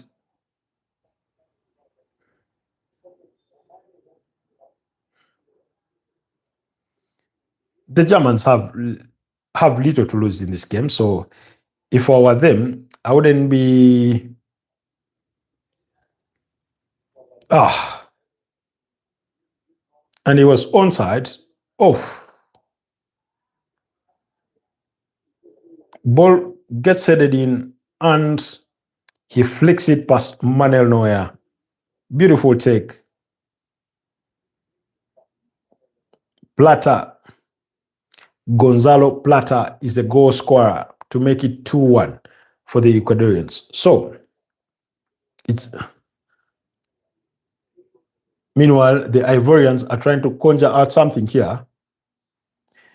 So just to wrap up about Martin Odegaard. So I was going to give you an example. For example, the way you had Ryan Giggs at the tail end of his career at Manchester United, that his overall involvement or activity in the team was sort of reduced or significantly reduced. So given that that's not the situation, it's often a challenge. We've seen it when Harry Maguire was stripped of the captaincy at Manchester United and it was handed to Bruno Fernandes. We've seen it with Kylian Trippier at Newcastle and the armband was handed to Bruno Guimaraes. Now, in both instances, I'll give an example. At Newcastle, Kylian Trippier wanted to leave the club as soon as that happened because it's a downgrade in terms of responsibility and overall respect within the dressing room. At Manchester United, I would say Harry Maguire handled it a bit better, but it's to say, but I cannot stand on my two legs and say he was happy about it. So if let's say the last thing you would want to create is cocoons within a dressing room to say, these players believe more in Odegaard as captain, and then you have this camp that believes more in Rice as captain or appreciates Rice as captain. So that's why I'm saying if you're to strip Martin Odegaard of the captaincy and give it to Declan Rice, you must at least be in that position where you're thinking he's going to be moved on. And yes, there's interest for Martin Odegaard from a team like Inter Milan, who are also interested in Nico Paz. Now, speaking of Nico Paz, and I'm glad that the conversation sort of leads us that way. But anyways, let me first wrap up with the other. So for me, that's where I stand. Declan Rice is capable. He's a very capable captain. He's led before at West Ham. He shows the leadership on the pitch. He does take responsibility. When it comes to media duties, he's good. And his teammates respect him and they like him. So those are some of the things that you need. Is he the most capable leader in the dressing room? Maybe not. But in terms of optical outlook, when I say optics, I mean how it appears in the public eye. He looks like the most plausible candidate. But then you also ask yourself, what does it mean for the loyalty of the players like Bukayo Saka, Gabriel Magalhaes, who have been there as vice captains and who have been there longer at the club? So I know it's not supposed to be sentimental. It's not supposed to be a souvenir that you hand out to a player, but a certain level of value has to be attached to it in the context of the whole, of what is good for the whole dressing room. Okay, moving on to Nico Paz. Real Madrid have informed Como that they are activating the 9 million euro buyback clause. Now, initially, I know I reported about it being 10 million euros because that's what had been initially reported widely. But according to a different source, in this particular case, Fabrizio Romano, he says it's 9 million euros. But potato. So, and guess what? Like I said, or the same way I made that argument about Nico Paz, is that Real Madrid have informed Como that they are activating the buyback clause of 9 million euros. Como signed him, I think, in 2024 for 2 million euros. So now, if Real Madrid are willing. I think they're supposed to pay Como about 1 million euros out of the. Sorry, okay, it's like this. In buying him back, they're putting him on the market straight up. So they're not keeping him around. And that is what I said. They can buy him back and sell him or loan him out. Now, they are willing to sell him back to Como, but they've set his asking price at 60 million euros, which I believe is a really, really high fee. Yes, he's a good prospect, only 21 years of age, etc., etc. But, and Como know his potential. But given that they've been integral in their development, in his development, and it does not have to be sentimental, it's business, I feel that Como can negotiate for a fee in the excess of 40 to 50 million euros, thereabout. So Real Madrid are giving Como the first refusal option at 60 million euros for a couple of days. If Como do not take up Real Madrid on that offer, then Real Madrid would put him on the market for 60 million euros, possibly plus, to any other suitors. And among other suitors is Inter Milan. So I do not know if Inter Milan is willing to spend 60 million euros on Nico Paz. I do not know. But that's the fee that is being reported thus far. So that's the situation regarding Nico Paz. But I'm thinking now, the reason as why Real Madrid are doing this is they need resources to fund the other bigger signings. We know that the whole interest in Enzo Fernandez are from Chelsea. The whole interest in Michael Olise from Bayern Munich. So there's all that to think about. So they need to raise resources. And maybe they could part ways with Chouameni, who's been greatly linked with the potential move to Manchester United. So, but I said this, if I'm Como, the first line of negotiation I would present to Real Madrid is, okay, you bought back the player, good. Let's sign the player on loan for 1 year with an obligation to buy. So in other words, we agree on a deal, a whole package worth about 50 million euros. And 5 million euros is maybe the loan fees. And then we obligation to buy is for 45 million euros. So that sort of deal. But remember, Como is not a club with significant resources. No, yes, they've qualified for the Champions League. It does come with a certain level of resources, and it's going to increase their overall brand value and outlook. But they're not. They do not have that. Their pockets are not that deep. So it's not going to be really, really simple or easy for them because remember they want to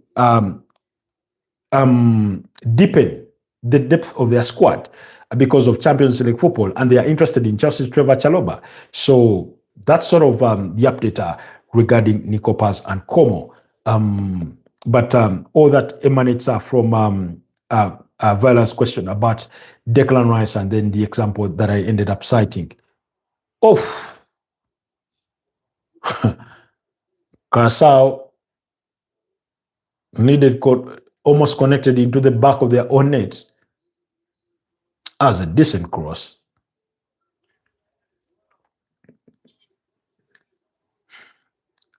Four minutes to the 90th minute mark in the game between Germany and Ecuador. Ecuador should be defending this like their life depends on it, because it does. If it finishes this way, they'll finish third in the group, but there'll be one of the teams finishing third across the many 12 groups with at least 4 points. So it would give them an opportunity to qualify as one of the third best teams.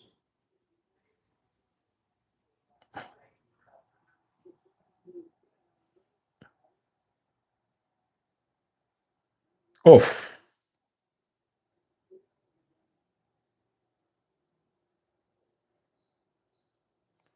Pavis Estupinan.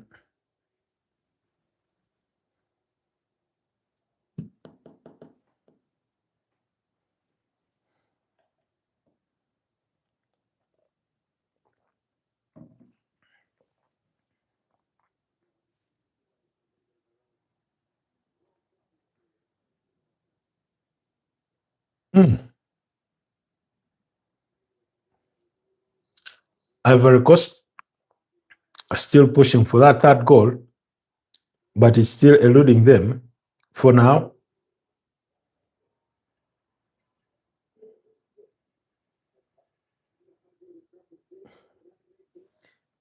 This is the biggest moment of pressure for the Ecuadorian manager.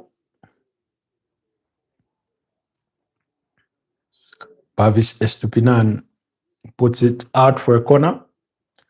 He does play for AC Milan after leaving Brighton. Meanwhile, Tariq Lamptey's contract was ripped apart at Fiorentina. Last I checked, injuries troubling him.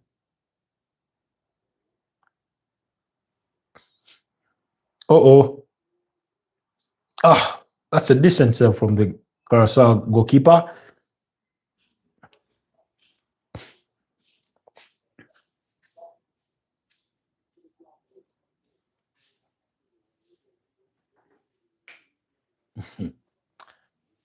My internet seems to have slowed down a bit. So among the third best rankings is Ecuador, Bosnia, Sweden, Croatia, Korea Republic, Algeria, Paraguay, Scotland. Oh,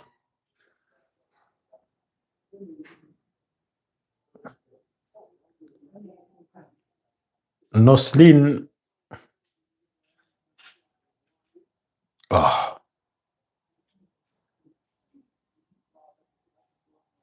was a claim for penalty by the Ivorians here.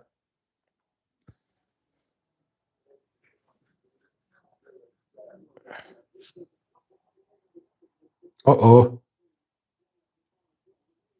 Ecuadorians are living dangerously. They're being pegged back in.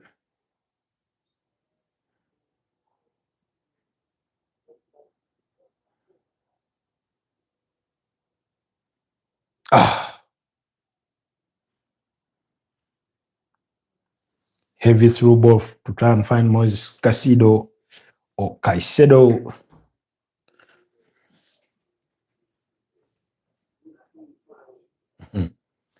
6 minutes of added time in the game between Ivory Coast and Curacao. I think that fate is as good as sealed. Meanwhile, coming up at 2 a.m., Tunisia are up against Netherlands, while Japan take on Sweden. Big game.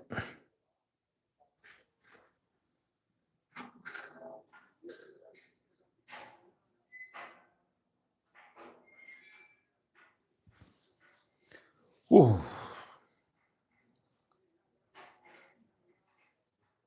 7 minutes of added time for the game between Germany and Ecuador.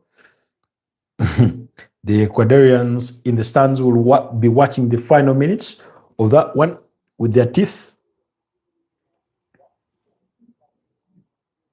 Oh.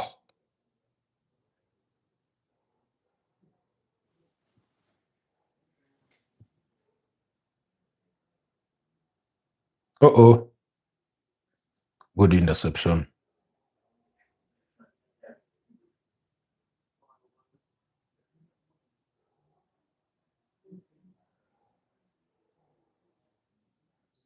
The Germans have been quite dominant on the ball.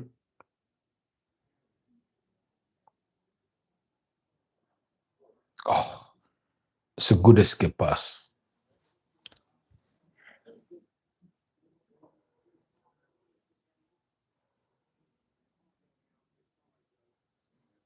Moises Caicedo could not make that count.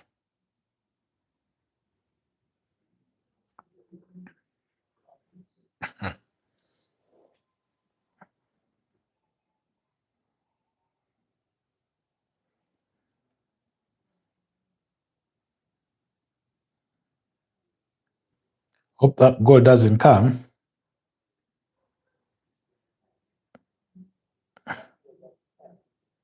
So as things stand, Germany still at the summit of Group E with 6 points. Ivory Coast in second place with 6 points.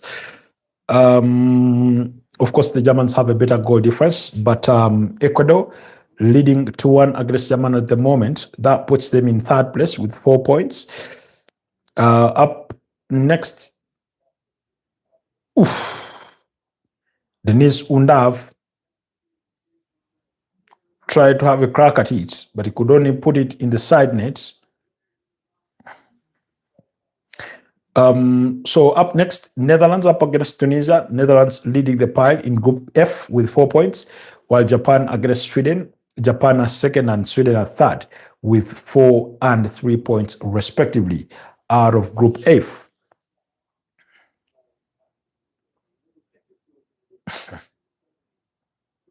Uh-oh.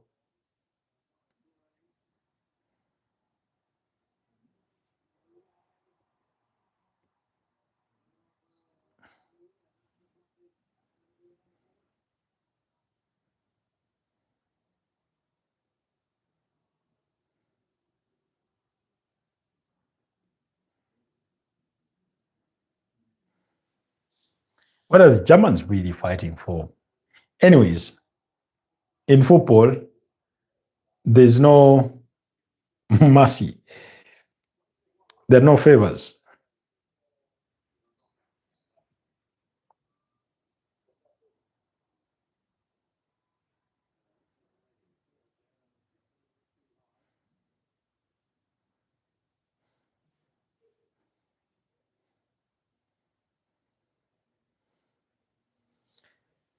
The Ecuadorians look devoid of energy, and yet they must carry on for the next 3 minutes of the 7 minutes of added time, while the Ivorians only have a minute and a half left to play to advance.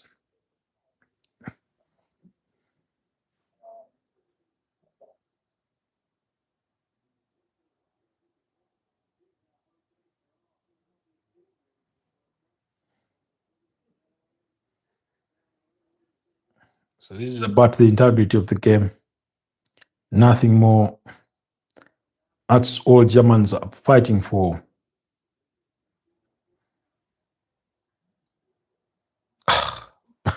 Football will put you under tension. You can imagine.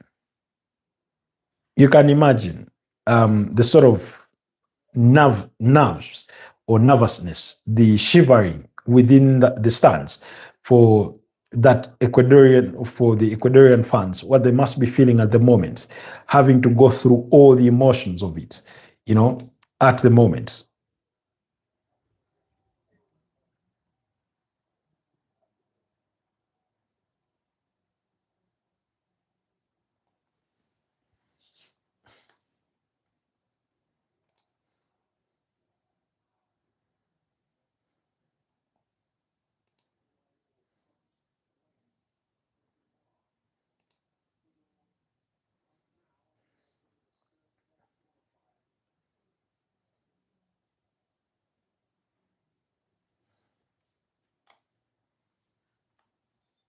Mm. Uh-oh.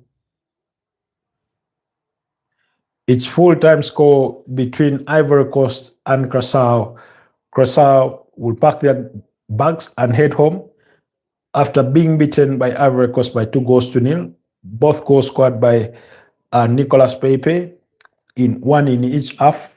So it finishes 2-0 there.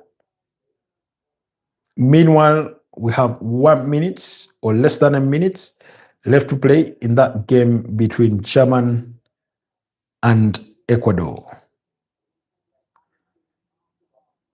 Actually, we're into the literally 98th minute.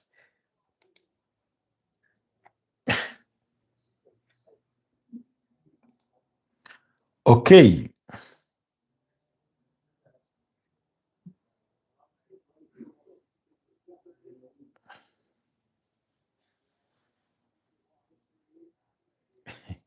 They'll waste as much time as they can.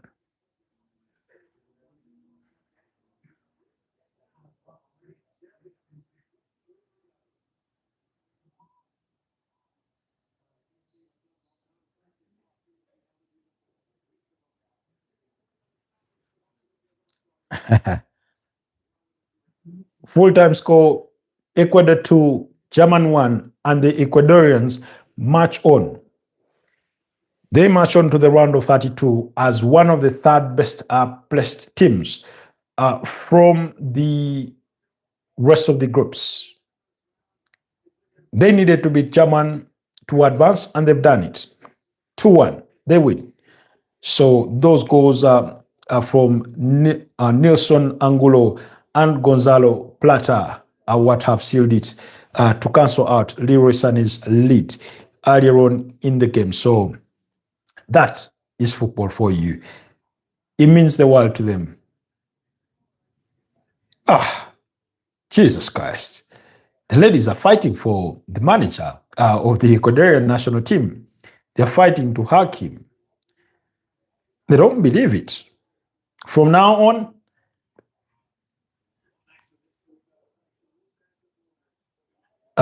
even the Ivorians are out here celebrating, taking team photos because of what it means. Made it out of the group stages under the charges of Emas Faye, who replaced Jean Claire Gassete in 2023 at the AFCON when he was fired. And then they went on to win it. So looks like the best possible decision that could have happened to them by a mile. So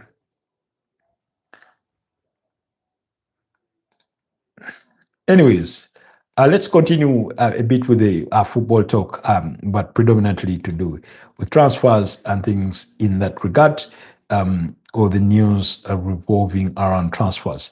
But yeah, the breaking news is that Manchester City have agreed a deal worth £130 million to sign Elliot Anderson from Nottingham Forest. I mean, that's just an astronomical figure. I need to find out from David Austin what exactly that fee is in terms of breakdown, but it does not provide one. He simply says Man City strike agreement with Nottingham Forest to sign Elliot Anderson. Man City made 23-year-old midfielder primary target to Gloucester this summer, and now done deal subject to England international finalizing personal terms. That's according to David Austin of The Athletic, also further confirming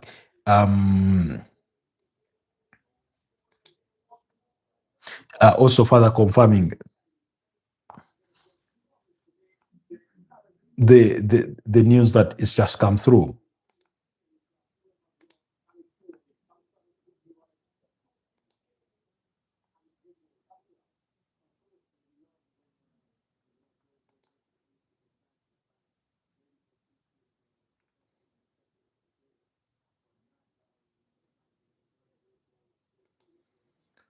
Okay, so in terms of the other transfer news, is Manchester United have reached an agreement with Trabzonspor to sign for Trabzonspor to sign Andre Onana on another season-long loan deal. So it's not part of Man United for next season. They are ready to sign him back to Trabzonspor for another season-long loan. That's for the Cameroonian goalkeeper. And then AC Milan did submit an official bid to Paris Saint-Germain for Goncalo Ramos as their top target for a striker. Remember, they only have a Christopher Nkunku in there as one of their forwards, and then they have been predominantly playing with Christian Pulisic and Rafael Leao. Then Bayern Munich did agree a deal to sign Nathaniel Brown from Eintracht Frankfurt in a deal worth 55 million euros. So the player is ready to put pen to paper on a 5-year deal. So that one is also there. I've told you about Arsenal's Arsenal having signed Pierre Hincapié permanently for £34.5 million, roughly about 40 million euros for the 24-year-old Ecuadorian left back / left-footed centre back. And then I've also told you about Arsenal's interest in Bruno Guimaraes, and then Nico Paz's deal. That one has all been discussed for you guys. Now, The other issue is regarding Jose Mourinho. Jose Mourinho was speaking to the media, and he said managing egos is the best problem. He said managing egos is the best problem a coach can have. The best players are the best problem a coach can have. And then he went on to add that what I'm looking forward to in the World Cup, I want Real Madrid players to lose because I want them back for preseason with me in July. Smiles. That's typical Jose Mourinho for you. But that's, by the way, that's the wish for most managers. At club level, they wish all their players can exit the World Cup at the earliest opportunity possible so that they can have those players back at club level and then they have with them for full pre-season. Then he went on to add that I read that people were saying Mourinho will come to Real Madrid and cut the players who supposedly had problems last season. And he says, not at all. I want these players. I want the best players. Now I have to find a way to make them a team. And, that's one of the things that Jose Mourinho oftentimes says, that he cannot coach players into controlling the ball, striking the ball. All he has to do is organize the players to play as a team. He once asked, what can I coach about Cristiano Ronaldo? What aspect of the game can I coach him about as an individual player? Nothing. And he says, my role is to make him play as part of a team, and make the best out of them. Okay, then, okay, let's see for more transfer news.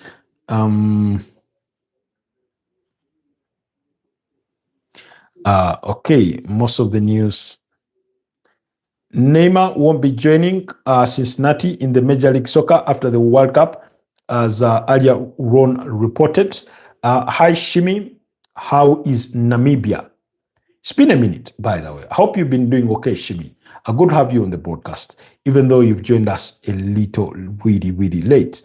Then Nico Scholtenbach, there was being shown on the German bench with his legs strapped. Okay, so we've gone through majority of those deals. We told you about then Marco Palestra will undergo his medical in London on Friday as a new Chelsea player and will put pen to paper on a 6-year deal that will run until June 2032 with an option to extend it for a further year. That's for the 21-year-old Italian right back. Very versatile, can play with both feet, but predominantly plays as a right back / right wing back. So that one is also there. Then Nottingham Forest have agreed a deal to sign Boyd Fraser after agreement reached with Hearts there in Scotland. So Fraser will join on training compensation until the summer of 2029. Medical and personal terms all agreed.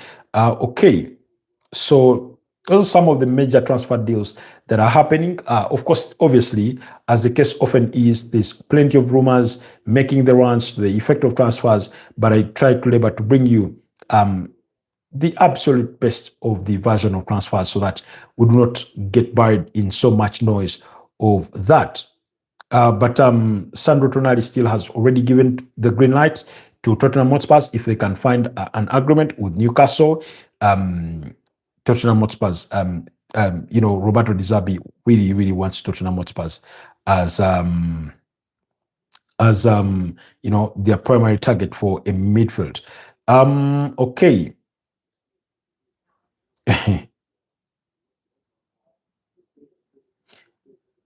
All right. Let's move on to the transfer speculation and gossip as compiled by BBC Sport. For now, we've talked about Arsenal's interest in Bruno Guimaraes. Then Tottenham have had a second bid rejected for Newcastle's Italian midfielder Sandro Tonali, with the Magpies wanting £100 million for the 26-year-old. That's according to the Mail. While Liverpool last bid for Ivory Coast winger Yan Diomande, worth £100 million, has been rejected. That's according to Team Talk. Manchester United and Cameroon goalkeeper set to resign with Trabzonspor. I've told you about that. Then Crystal Palace apparently want £50 million for French defender Maxence Lecroix. The 26-year-old is a target for the London side. It's a deal that we've talked about before, and it is one for which Chelsea formally approached Crystal Palace to try and get a deal done there for the French defender who is currently with the French national team at the World Cup. Then Bournemouth have joined the list of clubs interested in Benfica's 26-year-old Colombian midfielder Richard Rios, according to Sports Witness. Richard Rios was one of the hotcakes in the apologies on the internet glitch there. I was saying Bournemouth have joined a list of clubs interested in Benfica's 26-year-old midfielder, Colombian midfielder, Richard Rios. And I was telling you, he was one of the hotcakes of the post-FIFA Club World Cup competition that was played last summer in the United States, that was won by Chelsea when they beat Paris Saint-Germain by 3 goals to 0 in the final. Then Inter Milan could make a move for Chelsea's England defender Trevor Chalobah, 26, if they are unable to sign French centre-back Omar Solet, 26, from Udinese. That's according to Gazzetti dello Sport. While Borussia Dortmund will not sell in-demand German midfielder Felix Mencha, 25, for less than 86 million pounds. That's 100 million euros, according to Kicker in German. Felix Mencha has been linked with a potential move to Manchester United. Then Wolves have put a 15 million pound price tag on Spanish left back Hugo Bueno, 23, amid its interest from Fiorentina. That's according to Football Insider. So that's some of the sort of major transfer news that is making the rounds in terms of the gossip, as you would want to have it, really. So now, Manchester City agreeing a deal worth 130 million pounds for Elliot Anderson. That means Elliot Anderson is going to be the most expensive player in Premier League history, because that deal in itself eclipses what Liverpool agreed to pay to Newcastle for Alexander Isak, which is worth 125 million pounds only last summer. So looks like, and by the way, he joined Nottingham Forest from Newcastle in 2024, in the summer of 2024. So he's only had 2 seasons there at Nottingham Forest, and they signed him for only 35 million pounds. And Newcastle were compelled to sell because they wanted to be on the right side of the profit and sustainability rules. So they were forced to sell 2 players in Yankuba Minte and Elliot Anderson. Yankuba Minte went to Brighton and Hove Albion, whereas Elliot Anderson went to Nottingham Forest for only 35 million pounds. So then apparently Nottingham Forest are interested in Tottenham's Lucas Bagville alongside David Fratesi of Inter Milan, and are now expected to sign 2 midfielders this summer.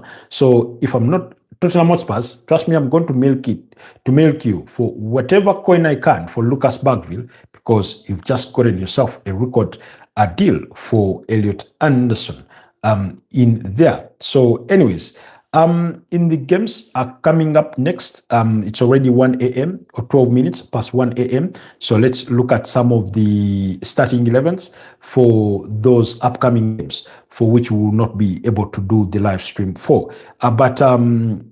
Okay. So it's Japan against Sweden.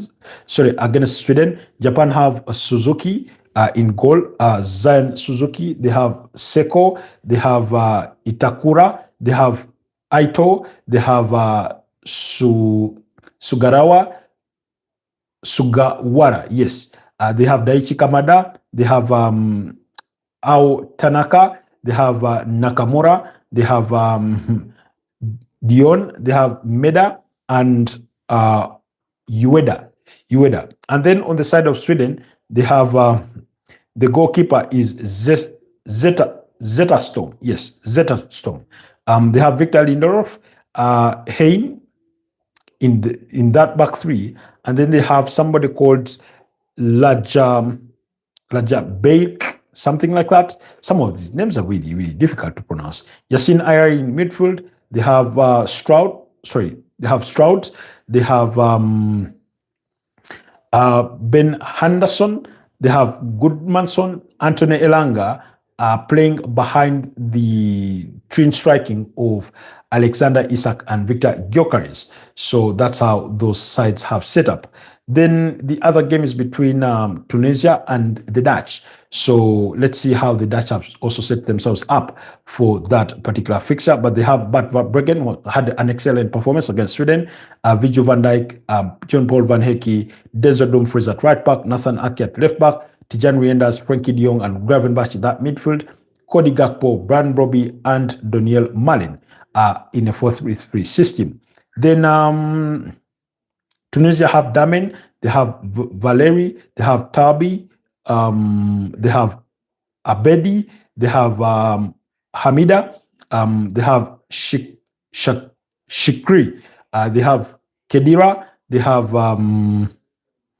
Silmane, they have Hanbo Mejbri, they have Gabi, yes, and then Mastori, are leading the lines there. So that's how all teams have set up. Anyways, guys, it's been a worthwhile discussion for the last 2 hours. Thank you so much, Shini, Viola, Epic, Techno, Ian Kama, aka Kato, Reluctant Gamer, Raymond Kangumba, Cedric, Algorithm, Blastoish, Josh Allen, Prince Nkosi, Chipes, and every single one of you that has been part of tonight's broadcast. Allow me wish you a wonderful rest of the night, and let's catch up again tomorrow for the morning broadcast at 9 a.m. or 9:10, around that period. Thank you so much. Stay blessed. Peace. Bye-bye for now.